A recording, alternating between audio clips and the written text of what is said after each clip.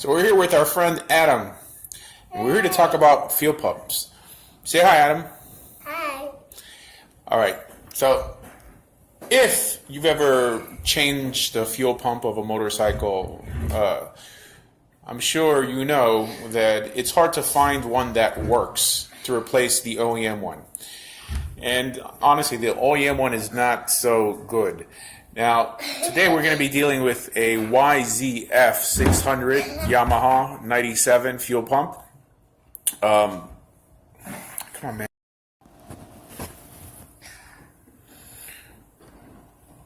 The problem with these fuel pumps is that the most popular aftermarket fuel pumps you can find on eBay are made, I think, by one or two companies. Those famous gold-looking ones, I think they're like $12. Right? However, I found one that actually works well. Now, there's different companies that make these, or at least that advertise these, but they all pretty much come from the same place in China. They also go by the name of Mr. Gasket, although this one says carb oil on it. But this style of pump you'll find on eBay with different names on it, but they work pretty good. And not just with motorcycles, but with cars as well. I mean, that you could actually replace your car's fuel pump. I think more for carbureted engines than like fuel-injected engines, just because those are regulated by the computer in terms of how much flow they actually give out. But I paid $18 for this fuel pump, and I'm going to install it here. So this is, like I said, a YZF Yamaha 600. Now, I actually bought this bike for around $200. It was like in a ravine, and I redid a lot of it. Look at this. These brackets, these are Home Depot brackets here. And then I steel stick them here, or I guess steel stuck them with the JB Weld putty epoxy.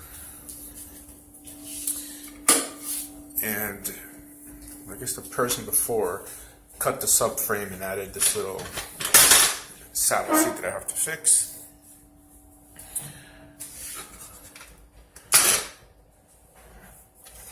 Now, I have the OEM fuel pump out of here already, but anyone familiar with these bikes knows how to find a fuel pump.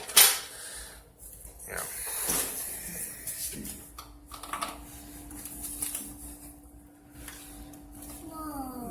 Which is right around here.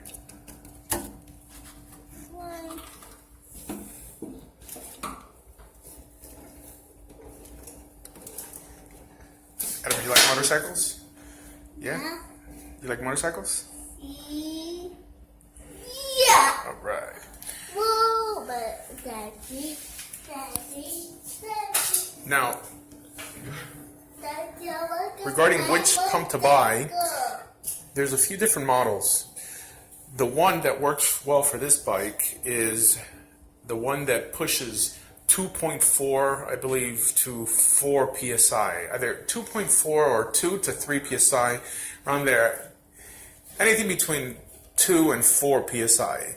Now, these pumps could actually be wired right into the ignition or somewhere in the fuse box that turns it on and off when you turn the bike on. In other words, you could bypass, like I did in this bike, the fuel pump relay, because these pumps, and even with the OEM one, runs off of pressure. In other words, it'll turn itself off once it's filled the bowls of the carburetor. As you know, this is a carbureted bike.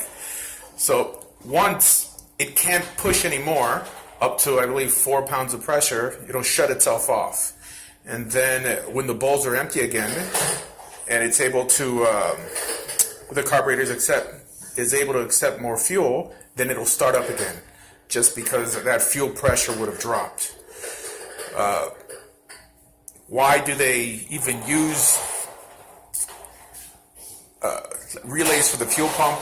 That's more for like if you get in an accident and the bike slipped over, right? I mean, the fuel pump will stop pumping fuel. Okay, it works, but in the vast majority of cases, it's going to cost you a lot of money to find a replacement relay for these fuel pumps. So this fuel pump, I actually have it connected to the rear backlight, the rear tail light setup here. Adam, go there. Stop.